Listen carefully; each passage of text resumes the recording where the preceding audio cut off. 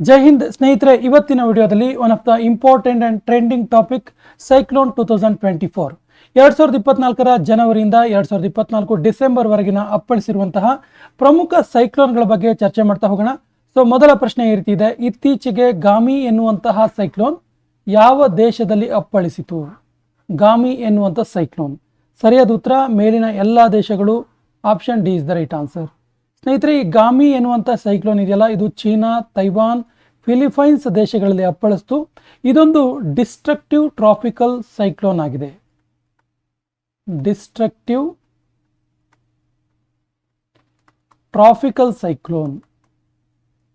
ಇದೊಂದು ವಿನಾಶಕಾರಿಯಾದಂತಹ ಉಷ್ಣ ಕಟಿಬಂಧದ ಸೈಕ್ಲೋನ್ ಆಗಿದೆ.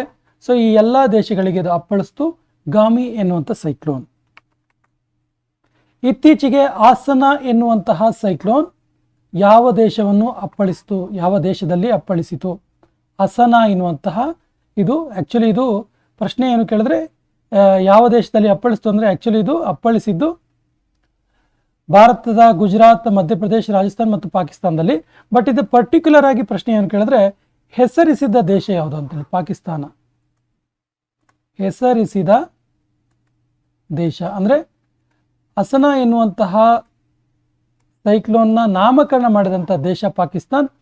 ಈ ಒಂದು ಸೈಕ್ಲೋನ್ ವಿಶೇಷವಾಗಿ ಗುಜರಾತ್ ಅಪ್ಪಳಿಸಿದ್ದು ಎಲ್ಲೋ ಅಂದರೆ ಅಪ್ಪಳಿಸಿದ ಸ್ಥಳಗಳು ಅಥವಾ ಇದರ ಎಫೆಕ್ಟ್ ಎಲ್ಲೆಲ್ಲ ಆಯಿತು ಅಂತ ನೋಡ್ತಾ ಹೋದರೆ ಇದರ ಎಫೆಕ್ಟ್ ಗುಜರಾತ್,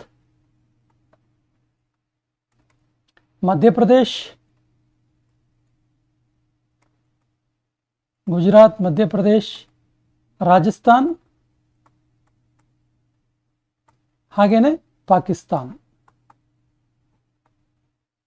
ಈ ಸ್ಥಳಗಳಲ್ಲಿ ಈ ಒಂದು ಅಸನ ಎನ್ನುವಂತಹ ಸೈಕ್ಲೋನ್ನ ಎಫೆಕ್ಟ್ ಆಯಿತು. ಯಾಗಿ ಎನ್ನುವಂಥ ಸೈಕ್ಲೋನ್, ಇದಕ್ಕೆ ಸಂಬಂಧಿಸಿದಂತೆ ಸುದ್ದಿಯಲ್ಲಿರುವ ದೇಶ ಯಾವುದು? ಸರಿಯಾದ ಉತ್ತರ ಜಪಾನ್. ಮೂರನೇ ಪ್ರಶ್ನೆಗೆ ಸರಿಯಾದ ಉತ್ತರ ಜಪಾನ್. ಆ್ಯಕ್ಚುಲಿ ಜಪಾನ್ ಇದು. ಜಪಾನ್ ದೇಶ ಯಾಗಿ ಎನ್ನುವಂಥ ಸೈಕ್ಲೋನ್ಗೆ ಹೆಸರಿಸಿತು. ಹಾಗಾಗಿ ಇದು ಜಪಾನ್ ದೇಶ ಇತ್ತೀಚೆಗೆ ಸುದ್ದಿಯಲ್ಲಿತ್ತು.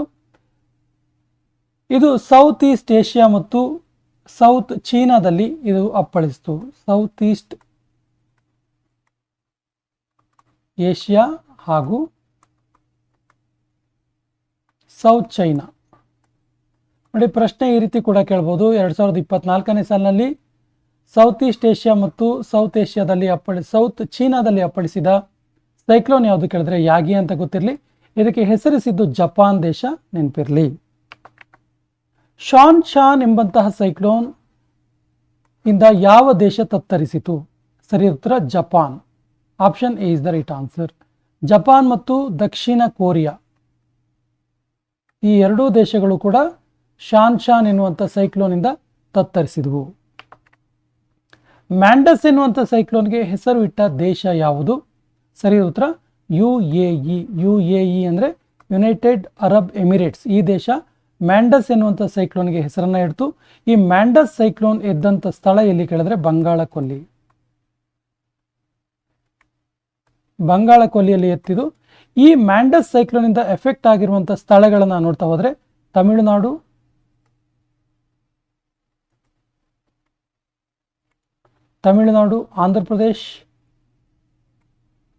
ಆಂಧ್ರ ಮತ್ತು ಶ್ರೀಲಂಕಾದ ಕೆಲವು ಭಾಗಗಳು.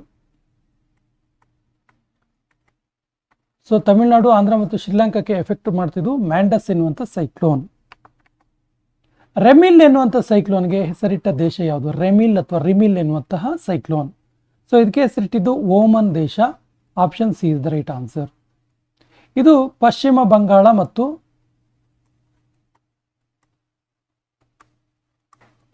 ಬಂಗಾಳ ಮತ್ತು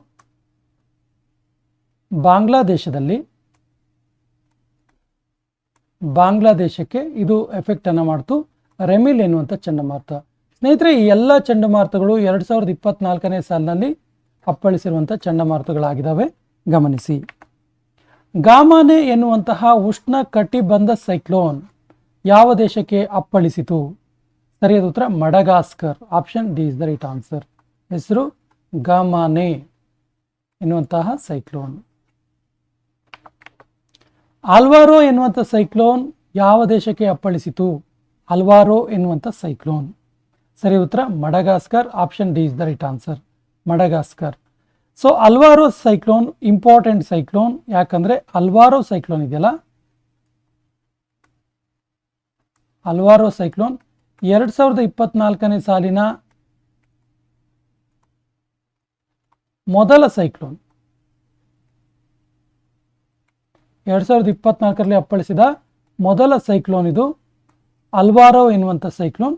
ಇದಕ್ಕೆ ಹೆಸರಿಟ್ಟಿದ್ದು ತುಂಬ ಇಂಪಾರ್ಟೆಂಟ್ ಇದೆ, ನೋಟ್ ಮಾಡ್ಕೊಳ್ಳಿ. ಹೆಸರಿಸಿದ್ದು ಯಾವುದು ಕೇಳಿದ್ರೆ ಮೊಜಾಂಬಿಕ್.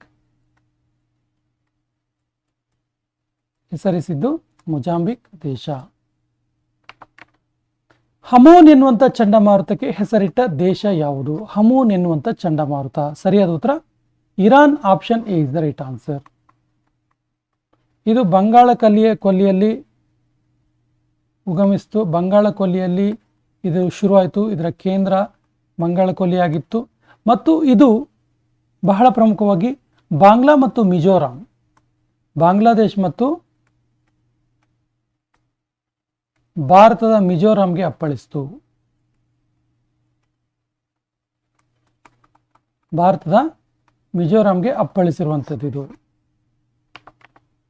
ಲ್ಯಾನ್ ಎನ್ನುವಂಥ ಸೈಕ್ಲೋನ್ ಯಾವ ದೇಶಕ್ಕೆ ಅಪ್ಪಳಿಸಿತು? ಲ್ಯಾನ್ ಎನ್ನುವಂಥ ಸೈಕ್ಲೋನ್. ಸರಿ ಉತ್ತರ ಜಪಾನ್.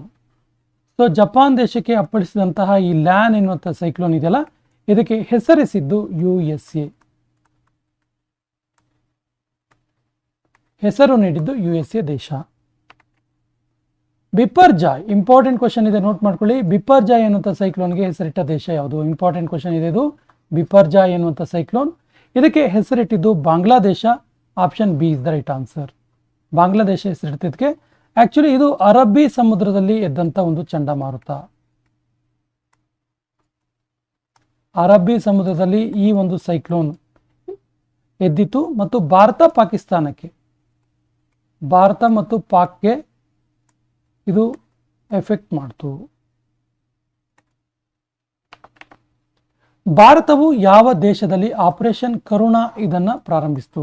ಇದೇನಿದು ಆಪರೇಷನ್ ಕರುಣಾ ಅಂತ ಕೇಳಿದ್ರೆ ಇದು ಕೂಡ ಸೈಕ್ಲೋನ್ ರಿಲೇಟೆಡ್ ಕ್ವಶನ್. ಇದು ಏನು ಕೇಳಿದ್ರೆ, ಭಾರತ ಆಪರೇಷನ್ ಕರುಣಾ ಎನ್ನುವಂಥ ಆಪರೇಷನ್ ಅನ್ನ ಮಯನ್ಮಾರ್ನಲ್ಲಿ ಶುರು ಮಾಡ್ತು. Option C is the right answer.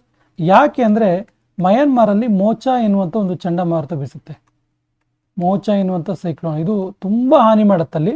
ಹಾಗಾಗಿ ಭಾರತ ಅದಕ್ಕೆ ನೆರವಿಗೋಸ್ಕರ ಆಪರೇಷನ್ ಕರುಣವನ್ನು ಪ್ರಾರಂಭ ಮಾಡ್ತು.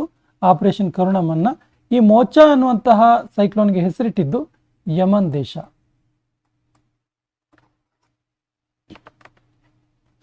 ಸಾವುಲಾ ಎಂಬ ಸೈಕ್ಲೋನ್ಗೆ ಹೆಸರಿಟ್ಟ ದೇಶ ಯಾವುದು? ಸಾವುಲಾ. ಸರಿಯಾದ ಉತ್ತರ Vietnam. Option C is the right answer. Tej ಎಂಬ ಸೈಕ್ಲೋನ್ಗೆ ಹೆಸರಿಟ್ಟಂತಹ ದೇಶ ಯಾವುದು? ಸರಿಯಾದ ಉತ್ತರ ಭಾರತ. ಭಾರತ ಅರಬ್ಬಿ ಸಮುದ್ರದಲ್ಲಿ ಎದ್ದಂತಹ ಚಂಡಮಾರುತ. ಅರಬ್ಬಿ ಸಮುದ್ರದಲ್ಲಿ ಎದ್ದಂತಹ ತೇಜ್ ಎನ್ನುವ ಚಂಡಮಾರುತ ಸೈಕ್ಲೋನ್ಗೆ ತೇಜ್ ಎನ್ನುವಂಥ ಹೆಸರನ್ನ ಇಡ್ತು. ಇದು ಯಮನ್ ಮತ್ತು ಓಮನ್ಗೆ ಎಫೆಕ್ಟ್ ಮಾಡ್ತು. ಈ ತೇಜ್ ಎನ್ನುವಂಥ ಚಂಡಮಾರುತ ಯಮನ್ ಮತ್ತು ಓಮನ್ಗೆ ಗಂಭೀರವಾದ ಪರಿಣಾಮವನ್ನು ಮಾಡ್ತು. ಇತ್ತೀಚೆಗೆ ಮಿಚಾಂಗ್ ಎನ್ನುವಂತಹ ಸೈಕ್ಲೋನ್ ಯಾವ ದೇಶದ ಮೇಲೆ ಪ್ರಭಾವ ಬೀರಿತು? ಸರಿ ಉತ್ತರ ಭಾರತದ ಮೇಲೆ ಇದು ಪ್ರಭಾವ ಬೀರಿತು. ಇದು ಬಂಗಾಳ ಕೊಲ್ಲಿಯಲ್ಲಿ ಇದ್ದಂಥ ಒಂದು ಚಂಡಮಾರುತ. ಬಂಗಾಳ ಕೊಲ್ಲಿಯಲ್ಲಿ ಇದ್ದಂಥ ಚಂಡಮಾರುತದಿಂದ ತಮಿಳುನಾಡು ತುಂಬ ಎಫೆಕ್ಟ್ ಆಯಿತು. ಈ ಮಿಚಾಂಗ್ ಎನ್ನುವಂಥ ಚಂಡಮಾರುತಕ್ಕೆ ಹೆಸರಿಸಿದ ದೇಶ ಯಾವುದು ಕೇಳಿದ್ರೆ, ನಾಮಕರಣ ಮಾಡಿದ ದೇಶ ಯಾವುದು ಕೇಳಿದ್ರೆ ಮಯನ್ಮಾರ್.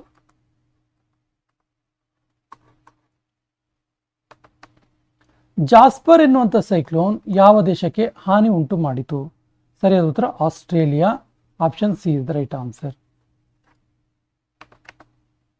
ಯಾವ ದೇಶಕ್ಕೆ ಮೆಗನ್ ಎನ್ನುವಂಥ ಸೈಕ್ಲೋನ್ ಬಂದು ಅಪ್ಪಳಿಸಿತು? ಸರಿಯಾದ ಉತ್ತರ ಹಾಗೆ Australia. Option C is the right answer. ಭಾರತದ ಈ ಕೆಳಗಿನ ಯಾವ ರಾಜ್ಯಕ್ಕೆ ಸೈಕ್ಲೋನ್ ಅಪ್ಪಳಿಸುವ ಸಾಧ್ಯತೆ ಹೆಚ್ಚು? ನೋಡಿ, ಎಲ್ಲವೂ ಕೂಡ ಕರಾವಳಿ ತೀರದಲ್ಲಿರುವಂಥ ರಾಜ್ಯಗಳೇ ಆಗಿದ್ದಾವೆ. ಆದರೆ ಅತಿ ಹೆಚ್ಚು ಸೈಕ್ಲೋನ್ ಅಪ್ಪಳಿಸುವ ಸಾಧ್ಯತೆ ಇರುವ ರಾಜ್ಯ ಯಾವುದು ಕೇಳಿದ್ರೆ ಯಾವಾಗಲೂ ನಾವು ನೋಡುವಂಥದ್ದು Odisha. Option D is the right answer. ಒಡಿಸ್ಸಾಕ್ಕೆ ಅತಿ ಹೆಚ್ಚು ಸೈಕ್ಲೋನ್ ಅಪ್ಪಳಿಸುವ ಸಾಧ್ಯತೆ ಇದೆ. ನಂತರ ಒಡಿಸ್ಸಾದ ನಂತರ ಯಾವ ರಾಜ್ಯಗಳು ಕಂಡು ಬರ್ತವೆ ಅಂತ ನೋಡ್ತಾ ಹೋದ್ರೆ ಒಡಿಸ್ಸಾದ ನಂತರ ಆಂಧ್ರ ಪ್ರದೇಶ್, ತಮಿಳುನಾಡು, ವೆಸ್ಟ್ ಬೆಂಗಾಲ್, ಪಶ್ಚಿಮ ಬಂಗಾಳ ಮತ್ತು ಗುಜರಾತ್.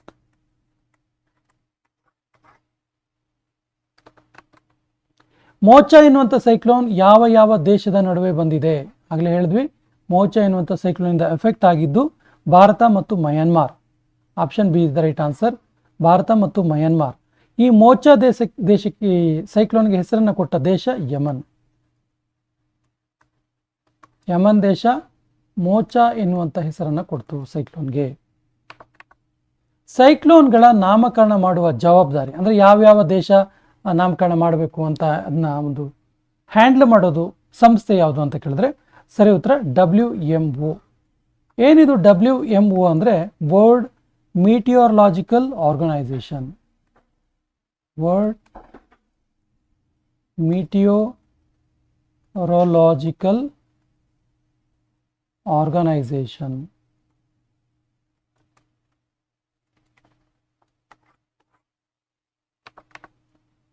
ಸೈಕ್ಲೋನ್ಗಳ ವೇಗವನ್ನು ಅಳತೆ ಮಾಡುವ ಮಾಪಕ ಯಾವುದು? ಸರಿಯಾದ ಉತ್ತರ anemometer. Option B is the right answer. ಇದು ಸೈಕ್ಲೋನ್ಗಳ ವೇಗವನ್ನು ಅಳತೆ ಮಾಡುತ್ತೆ. ಯಾವ ಮಹಾಸಾಗರದಲ್ಲಿ ಅಧಿಕ ಸೈಕ್ಲೋನ್ಗಳು ಕಂಡು ಬರ್ತವೆ? ಇಂಪಾರ್ಟೆಂಟ್ ಕ್ವಶನ್ ಇದೆ. ಸರಿಯಾದ ಉತ್ತರ ಆಪ್ಷನ್ ಸಿ ಶಾಂತ ಸಾಗರ. ನೋಡಿ, ಶಾಂತ ಸಾಗರ ಅಂತ ಇದ್ರೂ ಕೂಡ ಹೆಸರು, ಅತ್ಯಧಿಕ ಸೈಕ್ಲೋನ್ಗಳು ಇಲ್ಲಿ ಕಂಡು ಬರ್ತವೆ. ಸೈಕ್ಲೋನ್ಗಳ ಕೇಂದ್ರವನ್ನ, ಒಂದು ಸೈಕ್ಲೋನ್ ಎದ್ದಿರುವಂಥ ಜಾಗವನ್ನ, ಕೇಂದ್ರವನ್ನ ಏನಂತೇಳಿ ಕರಿತೀವಿ? ಸೆಂಟರ್ ಪಾಯಿಂಟ್ ಇರ್ತಲ್ಲ, ಕೇಂದ್ರ. ಯಾವ ಹೆಸರಿಂದ ಕರಿತೀವಿ? ಸರಿಯಾದ ಉತ್ತರ ಆಪ್ಷನ್ ಎ ಐ ಅಂತ ಕರಿತೀವಿ. ಇದಕ್ಕೆ ಐ ಅಂತ ಕರಿತೀವಿ. ಈ 2024 ಆಗಸ್ಟ್ ತಿಂಗಳಲ್ಲಿ ಗುಜರಾತಿಗೆ ಅಪ್ಪಳಿಸಿದ ಸೈಕ್ಲೋನ್ ಯಾವುದು? ಸರಿಯಾದ ಉತ್ತರ ಅಸನಾ ಎನ್ನುವಂಥ cyclone. Option C is the right answer.